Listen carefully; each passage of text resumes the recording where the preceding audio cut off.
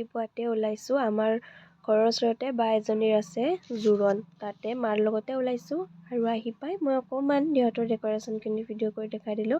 আৰু আমি গৈ পাওঁতে জোৰোণ আহি পাইছে অলৰেডি। আৰু এইফালে কইনাজনীও উলিয়াই দিলে, তাকে অকণমান দেখাই দিলোঁ। তাৰপাছতে কইনাজনীক উলিয়াই দি সিহঁতৰ নিয়মখিনি কৰি আছে। আৰু আমিও আহিলোঁ চাহ খাবলৈ। আৰু মই নিজকে অকণমান দেখাই দিলোঁ। আৰু আজি চাওকচোন আমাৰ কাপোৰৰ লগত পেণ্ডেলটো কেনেকুৱা মেটচ হৈছে নহয়নে বাৰু? তাকে চাই আমি দুজনী হাঁহি আছিলোঁ। তাৰপাছতে এইফালে প্ৰসাদ দিলে আৰু দৰা ঘৰৰ পৰা অনা মিঠাইও দিলে। আৰু এইফালে দেখিছেনে গুডুক খুৱাই আছে। তাৰপাছত আপোনালোকক দেখাই দিলোঁ মৰম লগা কইনাজনী। তাই পিছে ভিডিঅ' কৰা গম পোৱা নাছিল। আৰু এইফালে ভাত খাই ঘৰলৈ আহিলোঁ। ঘৰাই পাই গ'লোঁ আৰু হাতত প্ৰসাদৰ টোপোলা।